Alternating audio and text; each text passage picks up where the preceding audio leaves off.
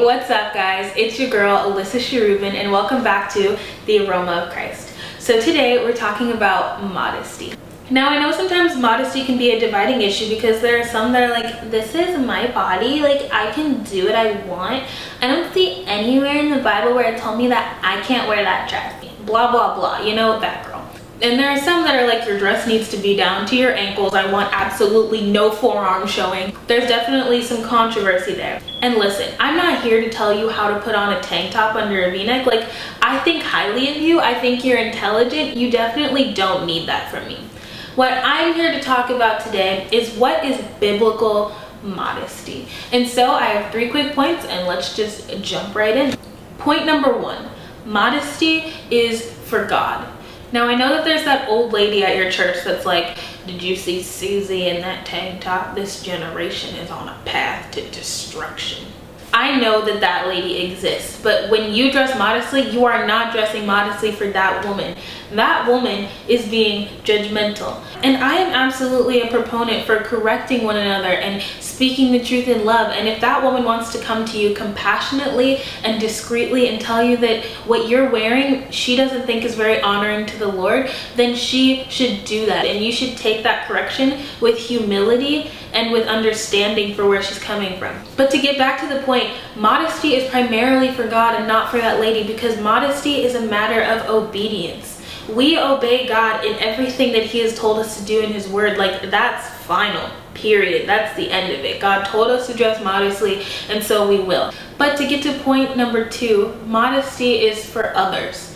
And so I know that that sounds a little contradicting because I just told you like not to dress modestly for that lady. But what I mean is that modesty is primarily for the love of God. Like, that is the reason that you dress modestly. But also we dress modestly to serve our brothers and sisters in Christ. Whoever might be tempted or caused to struggle because of what we're wearing, we're seeking to serve them. And so first of all, I just want to make the point that fighting sin, fighting lust, fighting temptation, fighting impure thoughts, that is a guy's responsibility. I know that we're traditionally taught that like, oh, boys will just be boys. They just can't control themselves. That is not true. Self-control is the fruit of the Spirit, and taking every thought captive is a command from the Bible. So that is a guy's job. So when we dress modestly for other people, it's an act of service to them. It's an act of love towards them. It's not entirely blaming ourselves for their sin, because that is just not true. I don't care if a girl walks into church in a bikini. It is a guy's responsibility to not let that glance turn into a lingering thought. You feel me? So modesty is primarily for God, but secondly, it's an act of service to others. And finally, 3rd point, modesty, true biblical modesty comes from the heart. And so there's 2 verses I want to read to you right now. Proverbs 16:2 says, all the ways of a man are clean in his own sight, but the Lord weighs the motives. And Proverbs 21:2 says, every man's way is right in his own eyes, but the Lord weighs the hearts. And so you wearing that dress, or you wearing those short shorts, like whatever it is, obviously that seems right in your own eyes because that's just the way it is. Obviously, whatever we're doing, we think it's right, or we can justify it to ourselves. But God weighs the heart. God looks at the motives. So I want you to do some introspecting. You know, when you're looking in the mirror in the morning and you're putting something on, think, why am I wearing this? Now, if you look in the mirror and you're like, I look cute, I look fashionable, that's it.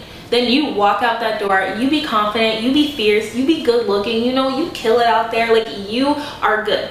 But if you look in the mirror in the morning and you think, I'm wearing this to accentuate this body part, or I'm wearing this so I can get that boy's attention, then you have the wrong motives. And maybe you don't know that that's your motive. That's why I need you to do some introspecting, because even if you think like, oh, I just look cute, and you don't really know that your motive is to get that boy's attention, God knows your motive. God knows you better than you know yourself. So you need to figure out why you're doing the things you're doing. So the last verse I want to read you comes from 1 Peter 3:3-4. It says, Your adornment must not be merely external, braiding the hair and wearing gold jewelry or putting on dresses, but let it be the hidden person of the heart, with the imperishable quality of a gentle and quiet spirit, which is precious in the sight of God. So clothe yourself in good deeds, clothe yourself in righteousness, clothe yourself in humility. That is what God cares about. So when we talk about modesty, it's not a talk of legalism or a talk of specific rules that we need to put in place to keep women covered up. It's a talk of, where is your heart? That should always be the issue. Where is your heart?